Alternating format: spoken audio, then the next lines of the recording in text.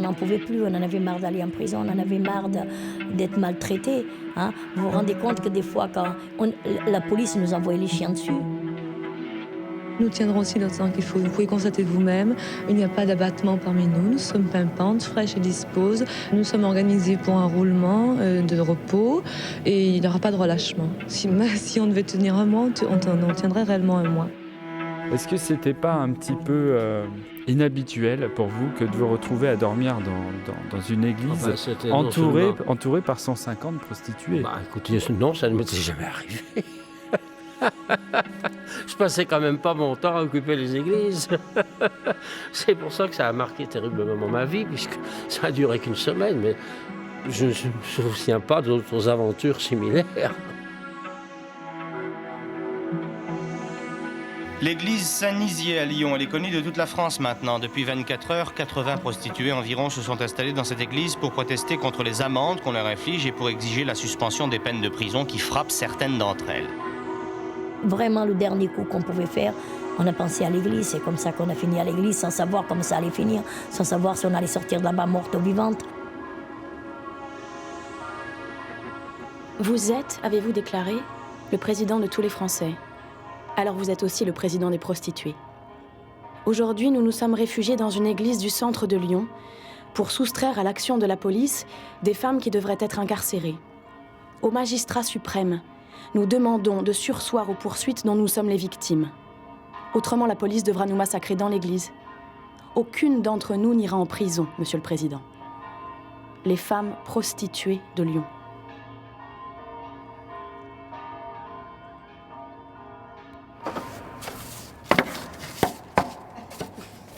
L'argent de prostituée.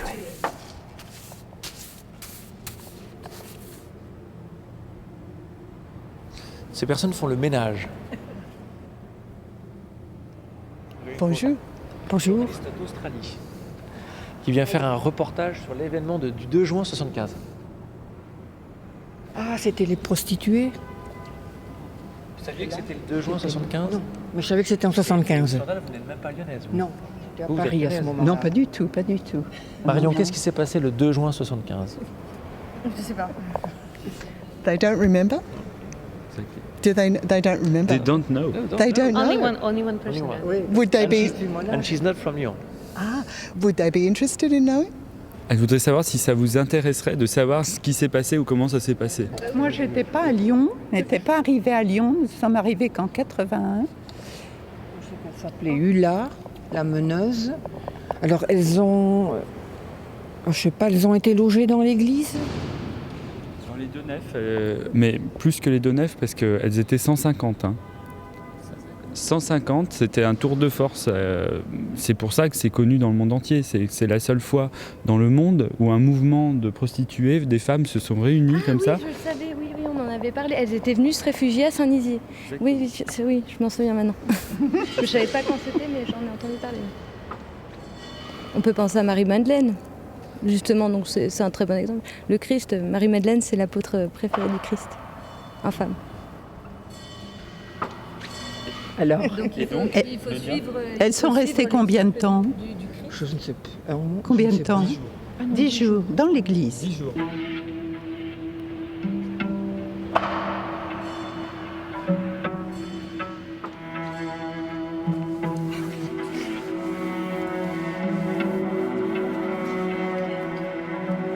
Quand nous occupons les églises, ça te scandalise.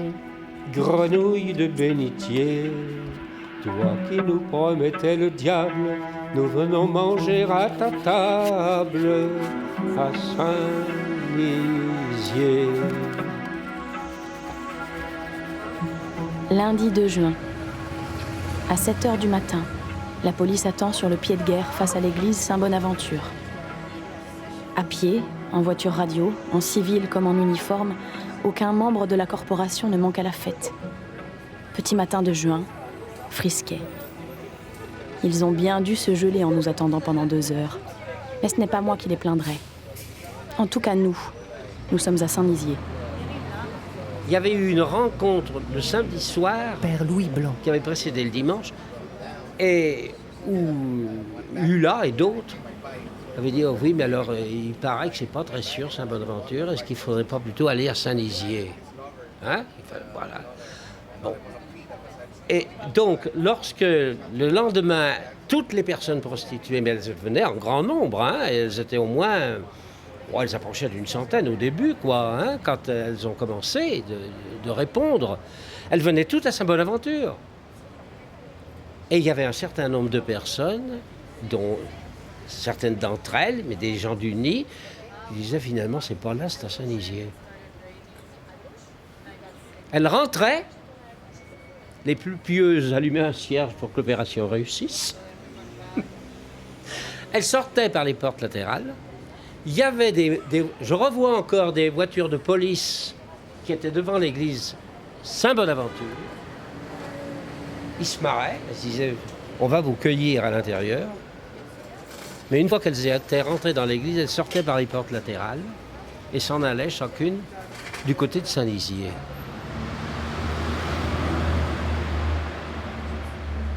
Une foule de curieux stationne aussi sur la place. Toute la ville est au courant et se prépare à rire à nos dépens, une fois de plus. Ils se souviennent de la manifestation d'août 73 qui avait fini en débandade et ils attendent une fête du même ordre. Les flics avaient l'air de se marrer dans leur bagnole. Mais au bout d'un certain temps, ils se sont moins marrés parce que qu'est-ce qui se passe? Nous, on a disparu. Et pendant ce temps, elles sont rentrées dans l'église Saint-Nizier, où il n'y avait pas de police. Quand la police, enfin, comprend que quelque chose ne tourne pas rond, nous sommes déjà plus de 60 femmes à Saint-Nizier, entrées une à une, avec l'accord du curé, le père Béal, et notre défenseur, père Louis Blanc. Finalement, en ce premier jour de grève, nous nous retrouverons une centaine dans l'église. Pour des putains idiotes et illettrés, nous ne nous en sommes pas si mal sortis. Chichique. Doriano, tu vas levar nos cornos, hein. Ici, c'est la maison d'une prostituée avec qui élève les enfants des autres. Il est où, Mustapha? Hein? Il est où? Pourtant, je l'avais dit de pas quitter la maison, hein. Qu'est-ce que j'ai fait de mon téléphone? Je vais me déshabiller, je vais m'habiller. Attendez 2 minutes. Qu'est-ce que j'ai fait de mon téléphone? Sonne mon téléphone, là. Oh, je vais vous expliquer, hein. Si vous voulez faire un reportage, ça c'est mon oncle, c'est le frère de mon père. Ça c'est une 3e cousine que ses parents ils ont immigré ici maintenant, qu'ils avaient personne pour la garder, c'est nous qu'on la garde.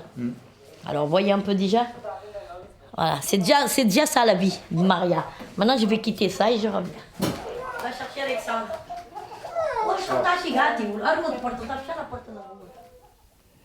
Je m'appelle Maria de Lourdes, je suis née au Portugal le 2 février 1953, dans un petit village qui s'appelle Serra de Santo-Antonio.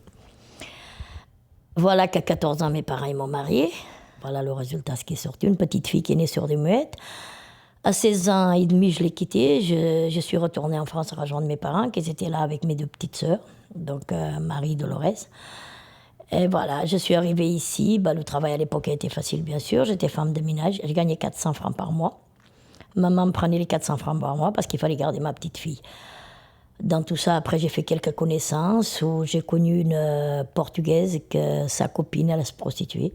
Et voilà, donc dans ça, j'ai commencé à me prostituer pour gagner plus d'argent et pour pouvoir mieux m'occuper de ma fille. Tout ça, ça n'a pas duré longtemps, bien entendu. À l'époque, j'ai commencé à me prostituer, il y avait les hôtels d'ouvert. Donc j'ai commencé à travailler en hôtel. J'avais 18 ans. Et en 75, voilà que les hôtels, ils ont fermé. Et voilà, le début de ma prostitution, c'était ça. En 75, les hôtels, ils ont fermé, la bataille a commencé. On a commencé la bataille parce qu'il fallait payer nos loyers, il fallait s'occuper de nos enfants. On avait une bonne vie, d'un seul coup, on se trouvait sans rien. On se trouvait à la rue, désespérés. On a retrouvé des archives filmées. Alexis Caraco. Un documentaire qui a été fait à l'époque par une féministe, une femme qui était très engagée, et des archives aussi de la télévision. On en a retrouvé quelques-unes où on voit l'intérieur de l'église avec toutes les filles, comme vous étiez, dans des sacs de couchage, des choses comme ça.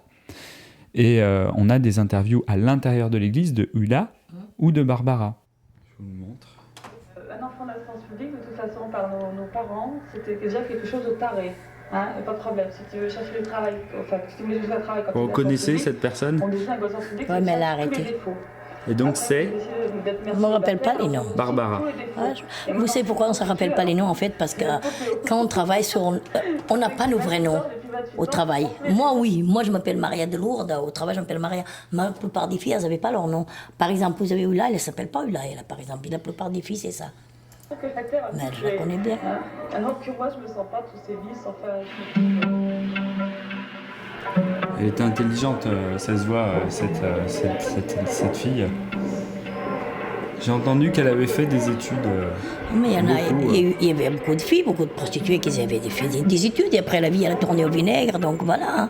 Même actuellement, il y a plein de filles qui font des études. Et qui de toute façon, vous avez vu ce qui s'est passé à Loups-sur-Lyon. Il y a plein de prostituées qui se prostituaient pour payer de ses études, et puis voilà.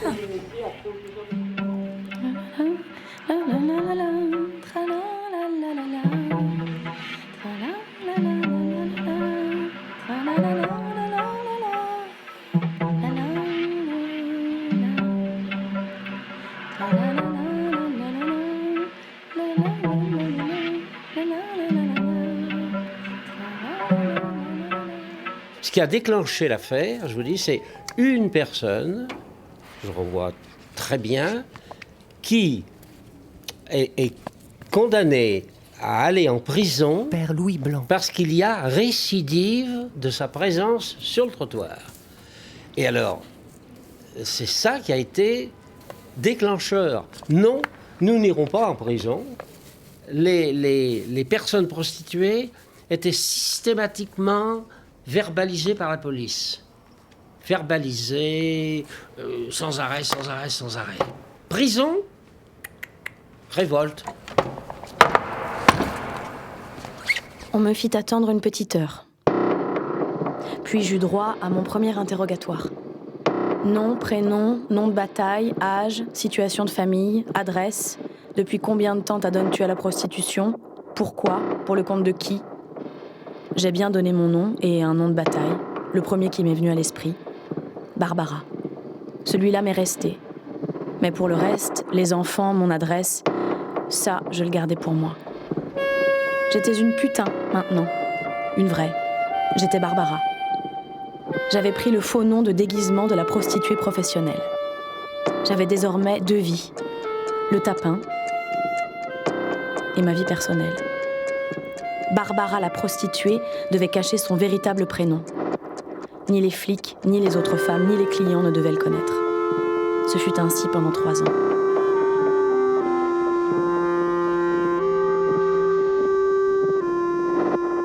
À l'époque, on nous embarquait tous les jours 3 heures au poste. Tous les jours, on faisait 3 heures de poste. Donc, ça veut dire, si vous arrivez pour travailler à 18h, on vous amenait jusqu'à 20h, 21h, eh ben, vous ne pourrez plus travailler, votre journée a été foutue. Donc, c'est ça aussi qu'on a revendiqué. On a revendiqué qu'on ne voulait plus aller au poste, on a revendiqué nos amendes, et on a revendiqué les hôtels. La police nous envoyait les chiens dessus. Hein? Les chiens, ils venaient sur nous parce qu'on s'est rabiffé. Et donc après, vraiment le dernier coup qu'on pouvait faire, on a pensé à l'église. C'est comme ça qu'on a fini à l'église, sans savoir comment ça allait finir, sans savoir si on allait sortir de là-bas morte ou vivante. Mais c'était vraiment la dernière chose qu'on pouvait faire pour essayer de sauver notre peau.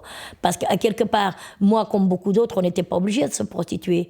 Mais puisqu'on a décidé ça, moi, j'ai toujours dit, je dirais, j'étais voir le maire de Lyon, hein, j'étais voir plein de gens où j'ai dit, mais personne ne peut décider de ma personne, c'est moi. On ne m'oblige pas, moi je veux finir comme ça, mais je veux finir dignement. Je ne veux pas que mes enfants et mes petits-enfants, plus tard, ils se disent, tiens, ma grand-mère c'était une prostituée et elle a fini clocharde. Je ne veux pas de ça. Moi, je veux que mes enfants ils disent, ma mère elle était prostituée, ma grand-mère était prostituée, mais elle nous a élevés comme des princes. Tu as beau invoquer la Vierge, brûler tous tes cierges et crier au péché. Pour quelques-uns qui nous méprisent, combien d'autres nous ont comprises à Saint-Nizier. Ils lèvent le pouce et ça suffit pour dire vous avez un PV. Ouais, quand c'est on commence par le pouce. Et après, au bout de la soirée, ça fait la main complète parce qu'on a 5 PV. Enfin, ça me fait une moyenne pour toutes les femmes à Lyon, je crois, de 2 à 3 PV par jour obligatoire. Hein. Et chaque PV nous ramène 3 à 8 jours de prison et chaque PV coûte 160 francs.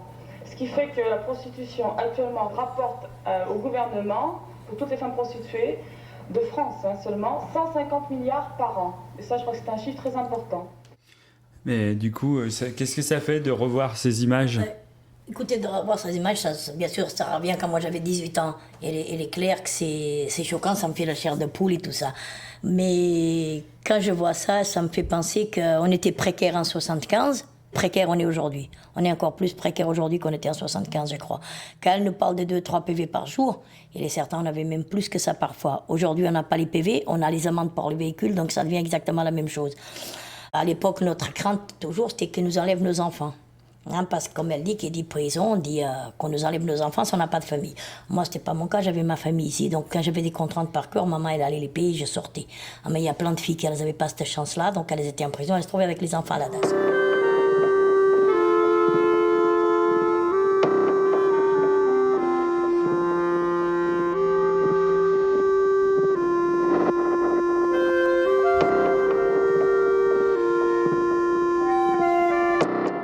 Durant des siècles de silence et d'intolérance, nous étions habitués à être traités comme des bêtes. Nous avons relevé la tête à Saint-Nizier. Quand on parle de police, ça me fait la chair de poule de la même façon. Pourquoi ? Parce qu'on a tous subi des pressions par la police. On donnait 100 francs par semaine pour ne pas être embêtés. Mais à l'époque, vous savez, ça passait de travers comme aujourd'hui. Quand c'est la police qui fait quelque chose, souvent c'est caché. Mais il est certain qu'on a beaucoup souffert avec la police. Et pour pouvoir travailler un peu tranquille, on donnait même les enveloppes toutes les semaines.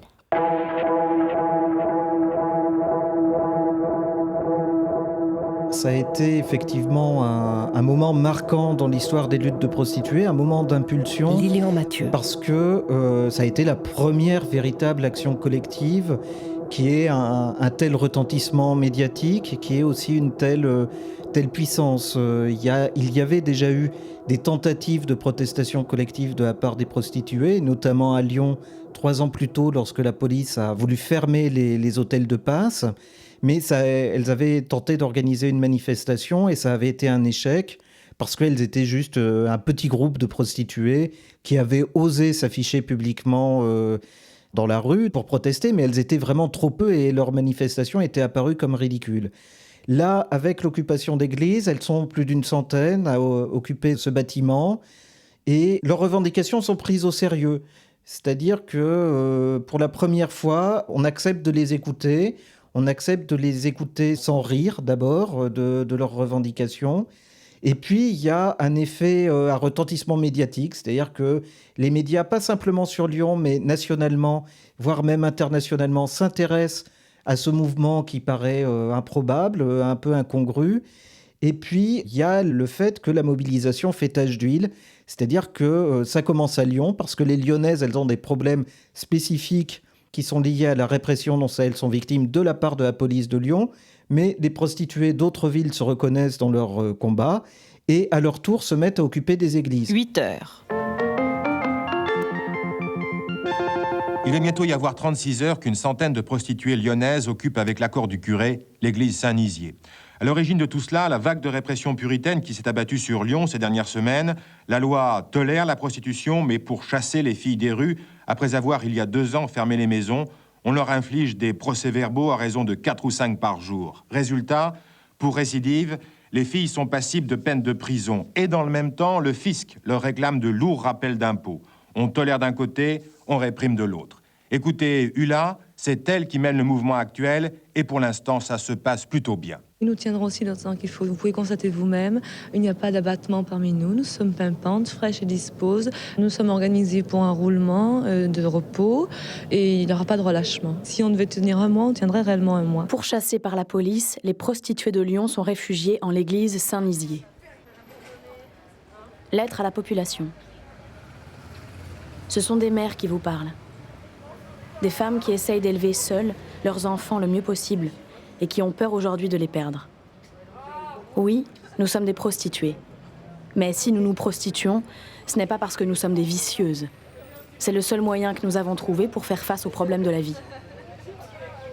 La société a l'habitude de nous rejeter dans un ghetto de mépris ou de pitié. On nous considère comme des femmes sales, et cependant on dit « il en faut ». Et parce qu'il en faut, la loi française n'interdit pas la prostitution. Et en principe, nous sommes des citoyennes comme les autres. Mais parce que la société a honte d'avoir besoin de nous, elle nous traite comme des délinquantes, comme des êtres sur lesquels la police peut exercer tous ses pouvoirs répressifs. Et puis, ce qui va contribuer à donner de sa puissance au mouvement, c'est le fait qu'il y ait des ralliements, des gens qui viennent soutenir les prostituées, comme Simone de Beauvoir, qui est quand même une figure de proue du féminisme de l'époque, mais également des organisations politiques, et notamment de gauche et surtout d'extrême gauche, et des organisations féministes, différents mouvements sociaux qui se reconnaissent aussi dans cette lutte ou qui reconnaissent la légitimité de cette lutte. Alors, il y a des conditions, effectivement, qui ont rendu possible cette mobilisation, des conditions qui sont internes au monde de la prostitution. Le fait aussi qu'il y avait deux personnalités, il n'y avait pas que Ulla, il y avait aussi Barbara qui avait passé le bac, qui avait été institutrice, donc qui avait été un peu politisée auparavant. Donc, et c'est pas par hasard que ce sont celles qui ont le plus de diplômes qui deviennent les deux leaders de la mobilisation. Nous avons installé sur la façade de l'église une grande banderole où on lit « Nos enfants ne veulent pas que leur mère aille en prison ». À la porte, 2 ou 3 femmes montent la garde, par roulement, car les visiteurs commencent à être nombreux. Les journalistes, d'abord, les groupes d'action de quartier, féministes, non violents. Tous veulent nous apporter leur sympathie, nous aider à supporter cette séquestration volontaire. Durant des siècles de silence et d'intolérance, nous étions habitués à être traités comme des bêtes. Nous avons relevé la tête à Saint-Nizier. Les représentants du clergé sont devenus les auditeurs privilégiés de la revendication. Le mouvement des prostituées, déclenché à Lyon, gagne du terrain. Après Marseille et Montpellier, c'est maintenant le tour de Paris, où quelques 200 belles de nuit se sont retranchées à la chapelle Saint-Bernard. Le cas humain que pose l'ouvrière de Carcassonne et la respectueuse de l'avenue Foch n'est évidemment pas de même nature. Et pourtant, quand on écoute l'une d'entre elles au micro de Jean-Jacques Moria, on retrouve certains accents que ne renierait certainement pas l'ouvrière mère de famille. Vous appelez comment? Sylvie, Vous avez quel âge? 30 ans, Vous avez commencé à 27 ans. 27. Avant, vous étiez ce qu'on appelle une fille facile ou pas? Non, avant j'étais mariée. Ça allait quand j'étais mariée. Une fois que j'étais seule, je m'en sortais pas. Moi, j'avais une fille et tout, et puis ça pouvait pas aller. Une fille facile, non, pas du tout. C'est le contraire, hein, je crois. Oui. Non, non. Ça m'a jamais tenté. Puis de toute manière, j'ai fréquenté 5 ans mon mari, moi. Et ça n'a jamais été... j'ai attendu le mariage et tout, comme la bonne fille. Comment ça s'est passé la première fois que... Que j'ai fait un client? Oui. Moi, d'abord, je tremblais. La tremblote. J'avais la trouille, quoi. J'avais peur. Ça fait un drôle d'effet. Et vous êtes descendu de chez vous, comme ça? Moi, je suis allée dans une ville que je connaissais, où personne ne me connaissait d'abord, hein, parce que je voulais pas rencontrer quelqu'un. C'est devenu votre métier à quel moment, vraiment? 6 mois après, à peu près. Au bout de 6 mois. Hein. J'ai voulu vraiment, disons, mettre un coup pour avoir quelque chose plus tard, et j'en ai fait mon métier. On prend vite l'habitude. Vous êtes restée très bourgeoise, dans le fond? Ouais. Oui. J'aime pas du tout faire voir ce que je fais en dehors de mon travail. Est-ce que vous avez l'impression d'être effectivement en marge de la société? Oui, beaucoup, oui. C'est pour ça que moi, quand je suis au tapin, comme on dit vulgairement, j'y suis, mais une fois le travail fini, je ne peux rien penser parce que ça me fait...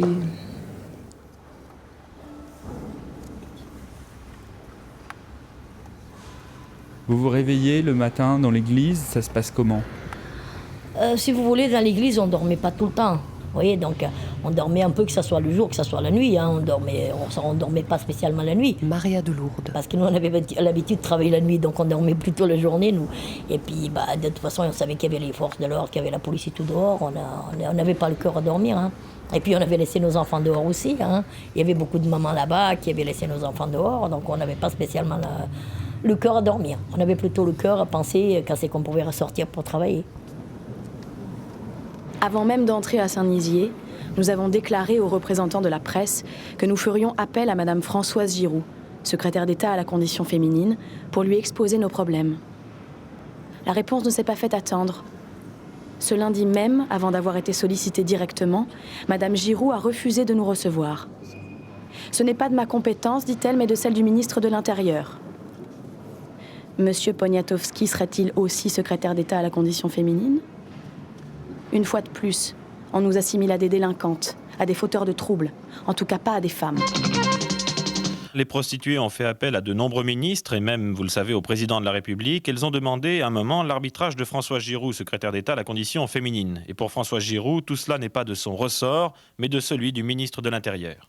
Je trouve que les prostituées doivent être considérées comme tout être humain et qu'il n'y a aucune raison d'exprimer à leur égard d'autres sentiments. Cela dit, les prostituées s'insurgent contre la répression. Et la répression est du ressort du ministre de l'Intérieur, comme je l'ai déjà dit. Et si les femmes se sont adressées à vous, ce n'est pas un hasard. Mais quand je leur ai dit que je ne pouvais rien faire pour elles et que ça ne me concernait pas, elles se sont adressées ailleurs. Il y avait aussi les télévisions, on passait à la télévision tous les jours. Donc il y avait les gens qui venaient vers nous à l'église la journée, qui venaient nous expliquer ce qui se parlait à la télévision de nous, que le mouvement prenait de l'ampleur. Or nous, on était encore plus contents, plus ça allait, plus on passait, dans notre tête, ça passait toute la nuit parce qu'on ne dormait pas pour savoir qu'est-ce qu'on allait faire, quoi. Parce que nous, on s'attendait qu'ils viennent nous sortir. Dans l'église, précisément, où les 150 prostituées déjeunent d'un café chaud ou d'un chocolat apporté par des personnes venues de l'extérieur, l'ambiance est à la détermination. En revanche, dehors, c'est la contestation sur le parvis. Qu'un curé prête l'église, un curé de paroisse comme ici, prête l'église à des femmes qui font le métier à la rue. Je ne suis pas contre ces femmes, loin de là, elles font leur métier. Mais qu'on les abrite, qu'elles viennent revendiquer contre les impôts auxquels elles sont soumises, comme tout le monde d'ailleurs, et qu'elles occupent l'église pour empêcher surtout les paroissiens d'y aller, attendu que ce matin, il y avait un enterrement. On a enlevé le corps pour le mettre à Saint-Bonaventure. Et les parents, les amis qui sont venus ont vu la porte fermée. Et moi, je ne peux même pas rentrer faire ma prière. Qu'est-ce que vous pensez, voilà? Moi, j'y trouve idiot. Oh, c'est plus qu'idiot. Ça, j'y trouve anormal, déplacé. Il a dit hier le curé... Qu'est-ce que vous pensez, monsieur? Je ne trouve pas du tout déplacé, je trouve triste, oui, mais pas déplacé du tout. Qu'est-ce qui est triste? Mais qu'elles sont obligées de venir là pour pas aller en prison? Ben les filles, elles ont un problème et c'est pas en les mettant en prison qu'on les résoudrait, quoi. Je pense qu'il faut des femmes comme ça. Bon.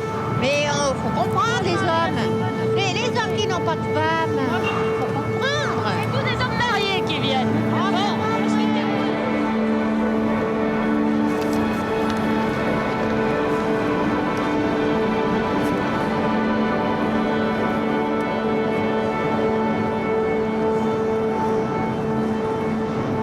Nous prenons la parole, messieurs les soi-disant chrétiens, au nom du droit de tout citoyen, parce que nous y sommes appelés, parce que nous avons besoin d'amour, que nous avons des enfants à élever le mieux possible. Et nous allons dans les églises comme tout chrétien, non pour nous en glorifier, mais pour demander à Dieu de nous aider, de nous aimer, comme il a aimé Marie-Madeleine. Nous n'avons pas l'impression de profaner quoi que ce soit. Qu'est-ce qu'on allait faire le dimanche? Est-ce qu'il y aurait une messe ou pas? Il y en a plusieurs qui nous demandaient. Des prostituées. Est-ce que vous direz la messe? Père Louis Blanc. Puis après réflexion, on avait dit, oh là là, ça risque d'être vraiment mal compris, ça risque pas d'arranger les choses, enfin... donc on avait décidé qu'il n'y aurait pas de messe célébrée le dimanche. Voilà. Parce qu'il y avait des gens qui étaient furieux.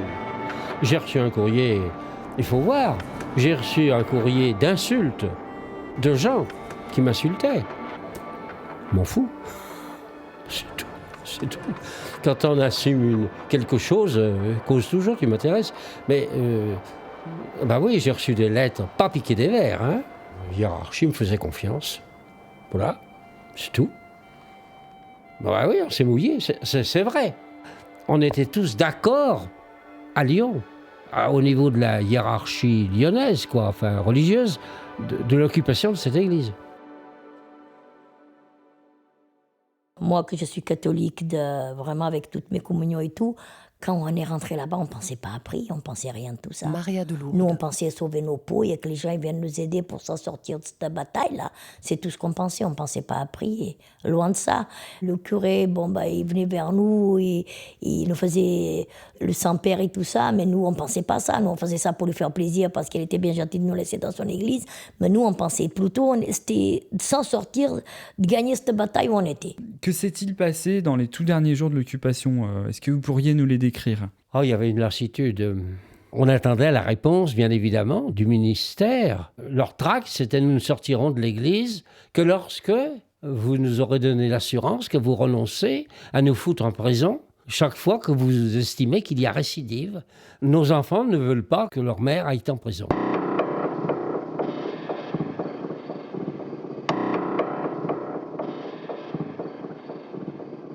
Mardi 10 juin. Nous avons sollicité tant de gens. Peut-être que l'un d'eux se décidera à bouger. En effet, quelqu'un va bouger. À partir de 5h du matin, le ministre de l'Intérieur déclenche une grande offensive policière pour nettoyer les églises. Commencer dans la répression. Ce mouvement devait finir dans la répression.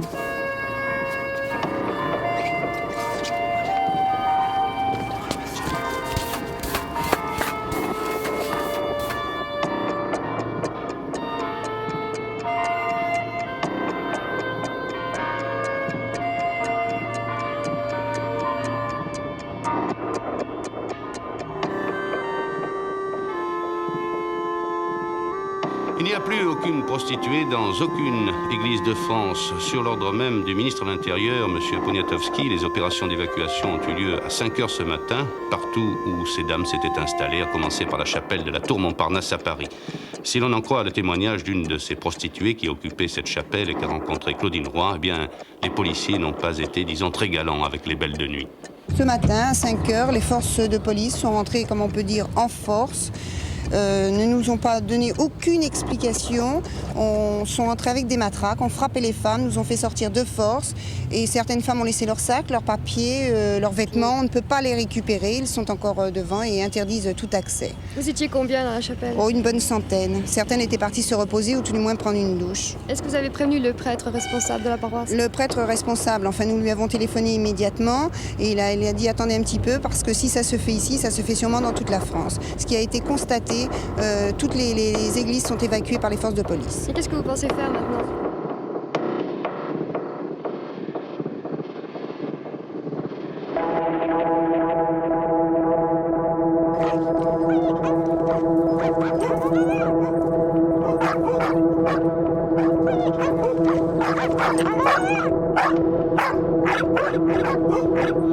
À Lyon, même scénario, évacuation à l'aube de l'église Saint-Nizier, là où justement le mouvement des prostituées a commencé il y a un peu plus d'une semaine. Notre envoyé spécial permanent à Lyon, Jean-Jacques Moria, nous a précisé quelle ruse la police a employée pour déloger Ulla et ses amis. Un peu avant 6h ce matin, le père Béal a reçu un coup de téléphone à la cure. Quelqu'un voulait parler à Ulla. Le prêtre est descendu, il a traversé la rue, il a frappé à la porte de l'église. Les filles ont ouvert, c'est alors que des policiers en civil se sont précipités. Le prêtre a été bousculé, les policiers étaient dans l'église. Il ne reste plus qu'à la faire évacuer. Les policiers ont donné 10 minutes aux filles pour se préparer. À 6h ce matin, elles étaient toutes là, sur le parvis de l'église Saint-Nizier, leur baluchon sous le bras.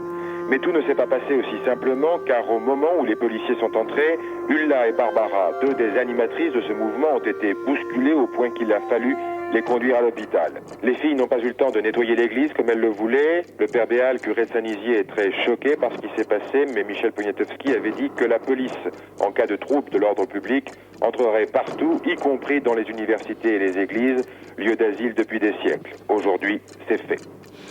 Pour faire évacuer les églises, Michel Poniatowski s'est appuyé sur une loi de 1905, une loi permettant d'interdire tout ce qui peut troubler l'exercice normal du culte dans les églises. Je sais qu'il y avait un courant de désordre.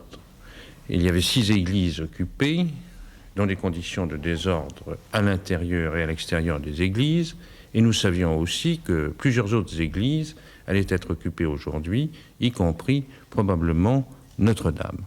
Ceci est un désordre tout à fait inacceptable. Les églises sont des lieux de culte et non pas des lieux de désordre. En utilisant leur matraque, les flics à Chirac, Ponia le canuet.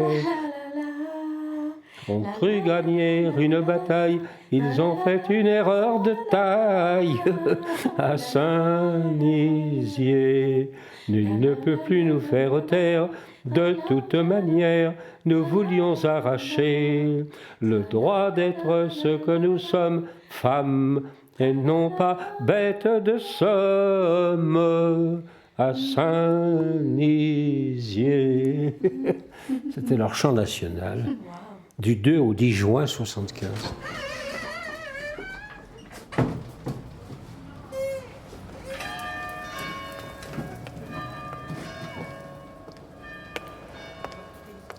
Et il y avait le commissaire qui s'appelait Laurent, le commissaire Laurent, il avait une superbe chevalière. Dans la bagarre, elle est tombée, je me suis baissé, je l'ai ramassée dans ma poche. Et je l'ai toujours comme trophée de guerre. Père Louis Blanc. Alors, il ne sait pas, mais je ne sais plus où en est encore le commissaire, mais enfin, étant donné l'âge aussi, enfin plus jeune que moi, mais enfin peut-être à peu près du même ordre, peut-être qu'il est déjà parti. En tout cas, c'est toujours moi qui ai toujours cette chevalière comme trophée, n'est-ce pas, que je garde à tout hasard. Comme me disait un jour quelqu'un, ça pourra vous servir si vous voulez vous payer des lunettes. Comme ça, vous vendez la bague et vous vous payerez des lunettes à l'œil. À l'œil.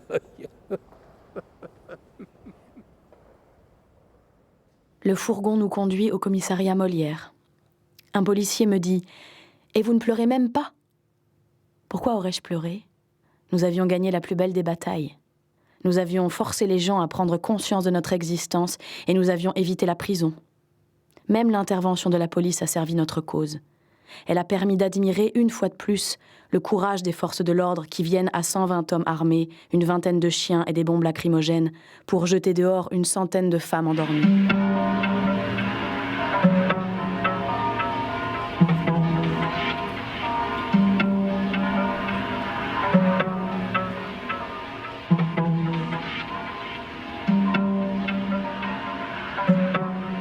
Le gouvernement a été maladroit à différentes étapes. Au tout début, lorsqu'il n'a pas pris au sérieux cette mobilisation, et ensuite lorsqu'il a voulu y mettre un terme par des moyens répressifs. Lilian Mathieu. Elles sont parvenues au succès, même si ça a été un succès discret. C'est-à-dire que la police a arrêté de les réprimer.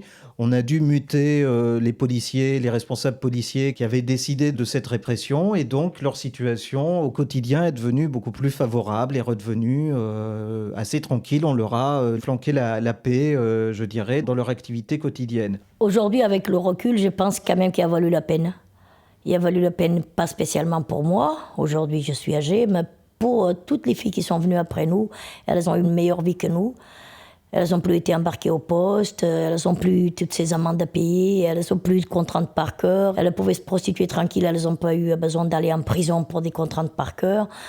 Si notre mouvement, il a quand même abouti à quelque chose, même si ça n'a pas été ce qu'on voulait vraiment, ni ce qu'on cherchait vraiment, mais je pense que ça a valu quelque chose, que ça a valu le coup quand même. Sur le premier point, le proxénétisme, elles n'ont pas gagné, ou pas immédiatement. C'est-à-dire qu'il va falloir attendre une vingtaine d'années, avec la réforme du Code pénal de 1994, pour que on redéfinisse le proxénétisme dans un sens moins restrictif, de manière à ce qu'elles puissent avoir une vie sociale sans que leurs enfants, leurs conjoints soient immédiatement condamnés pour proxénétisme.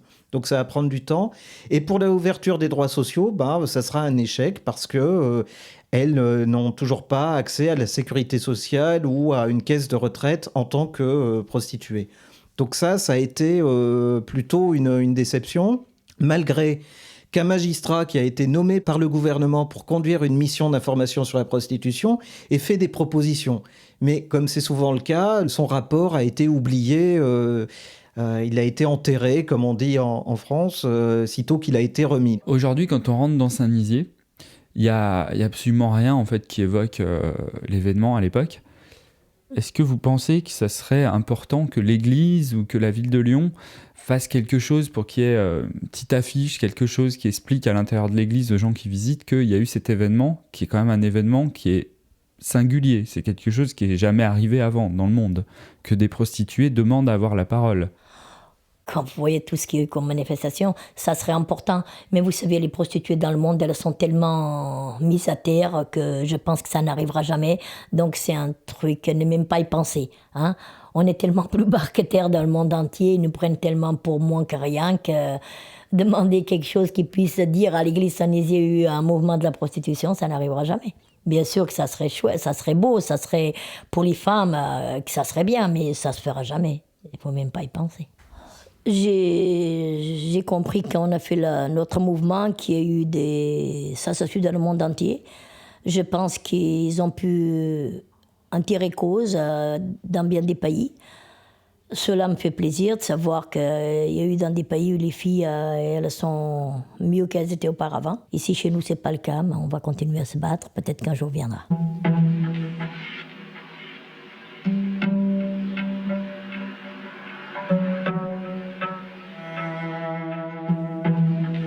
Il y a un clergé aujourd'hui qui, je ne voudrais pas trop abuser parce qu'il y a quand même beaucoup de générosité quand même, mais quand même, il y a une tendance. Raréfaction des prêtres, mais ceux qui acceptent, puis alors, retour aux choses très ecclésiales, très église, très etc. Les engagements dans le monde, attention, on est là pour l'église, mais les engagements que les anciens avaient dans la société, pour le monde, dans le monde, prudence. Hein? C'est une tendance. Il est impossible de dire ce que nous devons à l'abbé Louis Blanc, qui accepta de rester avec nous jour et nuit dans l'église. Il a risqué sa réputation, la police insinuant qu'il faisait partie des proxénètes. Et tout cela parce qu'il côtoyait et aidait des prostituées.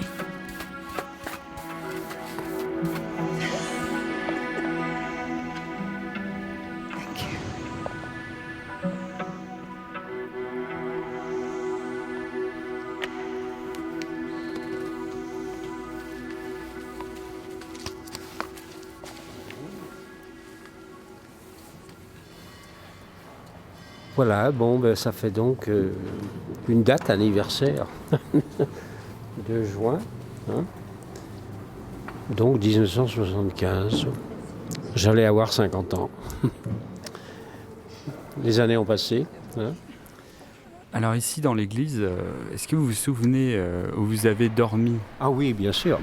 C'était une chapelle qui était réservée à Saint-Joseph. Il y en a bien une là. Ah ben voilà, c'est là-bas.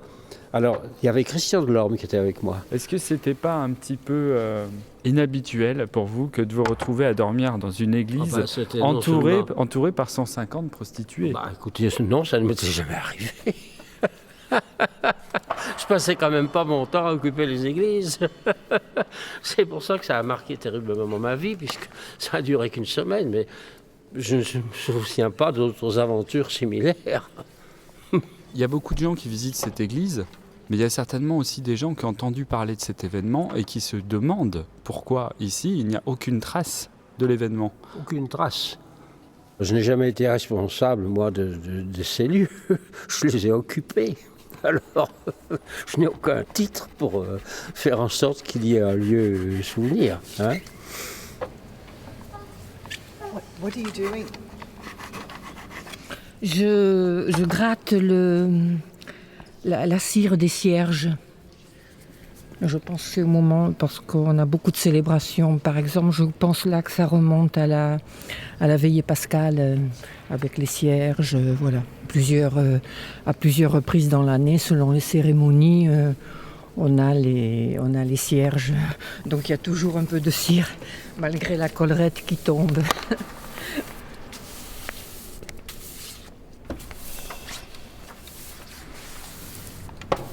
Alors moi je m'appelle le père Hugues Janson, curé de Saint-Nizier.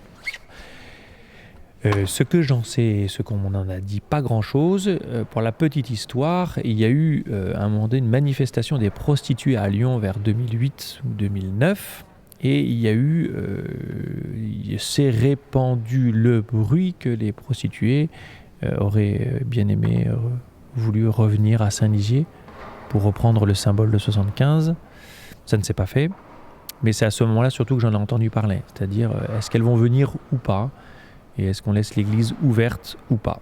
Et quelle a été votre réaction, du coup, votre décision ? Alors en fait, ça s'est passé un lundi, ça devait se passer un lundi, et lundi, l'église est fermée. On ne s'est pas tellement posé la question en soi, c'est-à-dire qu'on s'est rendu compte que c'était un lundi, donc on a dit si elles viennent, on verra bien. Mais comme nous n'étions pas là, on n'aurait pas pu faire grand-chose. Et si elles étaient venues le lendemain, de toute façon, l'église est ouverte, donc elles seraient rentrées de toute façon. Quelle aurait été votre décision si elle s'était installée dans l'église ? Comment auriez-vous réagi ? Honnêtement, je ne sais pas. Je pense que s'il y avait eu un mouvement qui serait venu, on les aurait accueillis dans l'église, ça me semble entre guillemets normal. Après, je les vois mal s'installer dans l'église, parce qu'il n'y a aucun confort, l'église est froide, on ne tient pas très longtemps de toute façon. Voilà. Mais s'il avait fallu faire un événement ou une déclaration ou je ne sais quoi, ça aurait été tout à fait possible. Je vais aller vers son sacrement. Et moi, je prierai pour elle, toute seule, où qu'elle soit aujourd'hui. Hein? Voilà. Allez, on y va. Alors, vous voyez, elles étaient là, alignées, elles couchaient dans toutes ces petites alcôves, là. Dans tous ces hôtels. Hein? C'est là-dedans, elles étaient là, installées, là. C'était leur chambre, quoi. C'était leur chambre. Tous ces stalles, c'était leur chambre.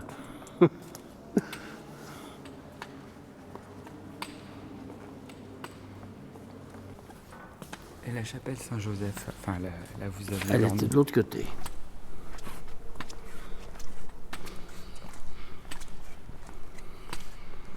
Voilà, je la vois.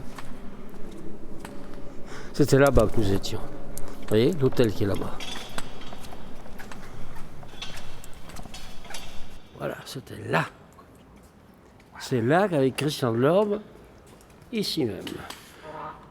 Ça, c'était notre place réservée. C'est là qu'on a dormi 8 jours. Oui. Alors, vous savez, mon père, aujourd'hui, ce n'est plus la chapelle de Saint-Joseph. Je ne sais pas pourquoi, mais c'est la chapelle que nous appelons la chapelle de Sainte-Marie-Madeleine. Oh, bah alors ça c'est formidable. Ah ben quand même. Alors, vous vous rendez compte si maintenant Saint-Joseph a cédé sa place à Sainte-Marie-Madeleine, c'est un événement. C'est un événement. Saint-Joseph est toujours dans l'église, mais à une autre place. Ben, je suis d'accord, mais chacun sa place. Hein. Mais dans l'endroit même où elles ont occupé l'église, c'est significatif quand même. Vous cherchez un lieu, une suggestion, un petit truc. C'est Jésus qui apparaît à Marie-Madeleine. Tout à fait. Et ben voilà.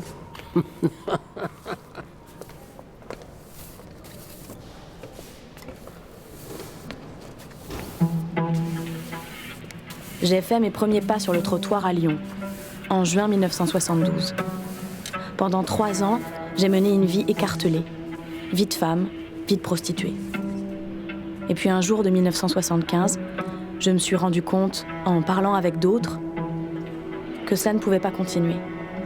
Nous voulions être vraiment des femmes. Cela a donné Saint-Nizier.